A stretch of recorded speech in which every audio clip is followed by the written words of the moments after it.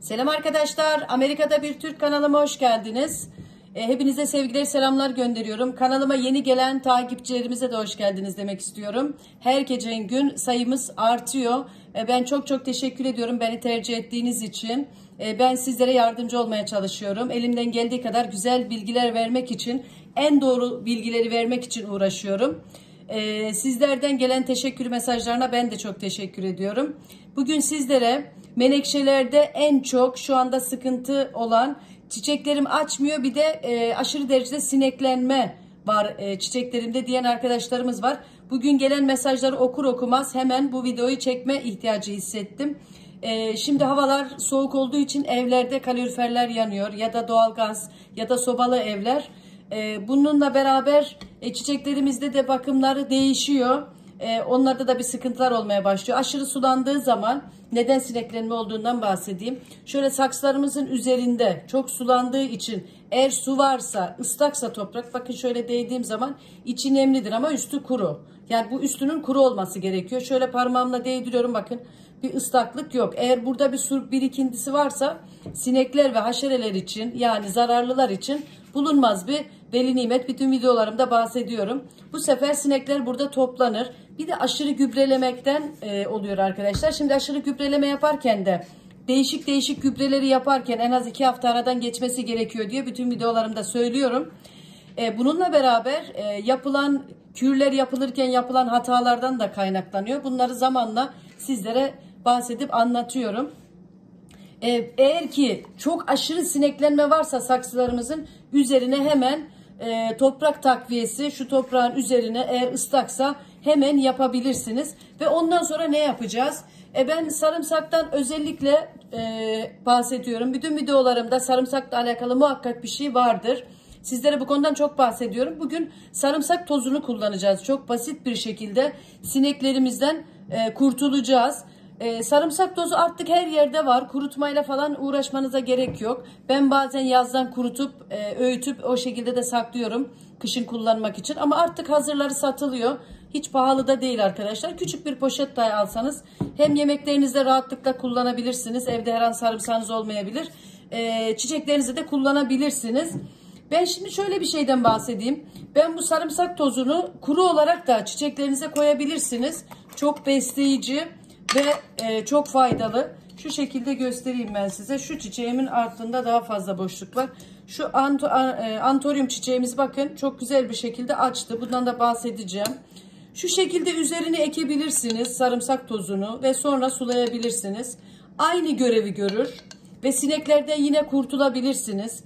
Veya 1 litre suyun içerisine şöyle küçük bir kaşıkla beraber, bu çay kaşığından birazcık büyük bir kahve kaşığı, şu şekilde göstereyim. Kamera yakın olduğu için büyük gösteriyor olabilir. Bundan 2 kaşık suyun içerisine karıştırıp 1 litre suyun içerisine 2 kaşık karıştırabilir. Çiçeklerinizin miktarına göre artırabilirsiniz. Bunu bir şekilde karıştırıp bununla çiçeklerinizi sulayabilirsiniz. Aynı gün sineklerinizin yok olduğunu göreceksiniz. Ben sarımsak tozunu çiçeklerimde zaten devamlı kullanıyorum. Sarımsak kullanıyorum. Ne zamanlarda kullanıyorum sarımsak tozunu? Çiçeklerimde herhangi bir açmasında bazı çiçeklerde gecikme olabilir. Hiç açmayan çiçeklerimiz Hiç açmayan çiçeklerde rahatlıkla kullanabilirsiniz ve çiçekleriniz hızlı bir şekilde açacaktır. Bu konuya ben size şimdi örnekler göstereyim. Hangi çiçeklerim açmıyordu, ne şekilde uyguladım. Bakın şurada benim şu çiçeğim çok sağlıklı. Gördüğünüz gibi yaprakları çok yeşil.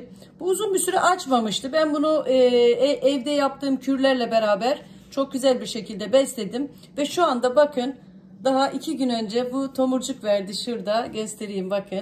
Şimdi çiçek açacak. Gerçekten çok mutlu oldum. Gerçekten çok da sağlıklı. Örneğin bu menekşemiz de çok gecikmiş, çiçek açmamıştı. Yine aynı şekilde sarımsak ve aynı hazırladığım kürlerle beraber hızlı bir şekilde açtı. Özellikle şu begonyalara sarımsak tozunun, inanın sarımsağın çok faydası var. Yaprakları böyle çok azıcık, 3-4 tane yaprağı vardı. Bunu ben kendim çoğaltarak yetiştirmiştim. Ama şu anda aşırı derecede yaprakları çoğaldı. Bakın pırıl pırıl, yaprakları çok canlı. Hiçbir şekilde kuruma yok. Bakın çok harika bir şekilde büyüdü. Aynı şekilde bu antoryum çiçekleri biliyorsunuz, bunlar çok nazlı çiçekler. Bakımı zor diye bilinir ama püf noktalarını bilirseniz inanın hiç zor değil. Haftada 2 kere sulamanız gerekiyor. Suyu seviyor ama aşırı gübrelemeyi kesinlikle aşırı gübrelemekten hoşlanmaz. Ayda 1 kere gübre vermek yeterlidir. Kısa kısa bilgiler de veriyorum çiçekler hakkında arkadaşlar. Bununla alakalı da güzel çalışmalarım var yine. Bakın ne kadar güzel açtı. Şu tomurcuklar, bunlar da birkaç gündür açtı. Şu 2 tane çiçeğimiz daha. Henüz burada açacak olan tomurcuklarımız var. Çok güzel bir şekilde sarımsak tozuyla beraber çiçeklerinizi coşturabilirsiniz.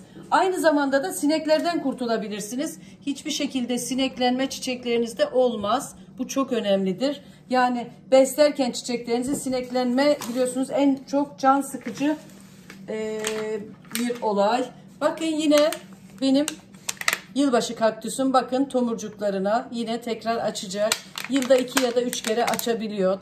Tabii ki doğru bakımlarla. Bakın aşırı sulanmaktan hoşlanmayan bir çiçeğimiz. Bakın şu şekilde yine tomurcuklandı. Evet, buradaki konumuz neydi? Sarımsak tozu. Sarımsak tozuyla beraber orkidemize aynı şekilde, orkidelerin böyle canlı ve yaprakların çok diri olması için, böyle çok sert ve diri olması için özellikle sarımsağın ve sarımsak tozunun kesinlikle aşırı faydası var. Sulandırarak orkidemizi de bununla sulayabilirsiniz. Bugünkü videomuz bu kadar. Arkadaşlar, bana eğer hangi şehirden, nereden izlediyseniz veya nereden beni takip ediyorsanız şehrinizi ve isminizi zaten çıkacak, yazarsanız şehirlerinizi, bir sonraki videomda isimlerinizi tek tek okuyacağım. Yorumlarınızı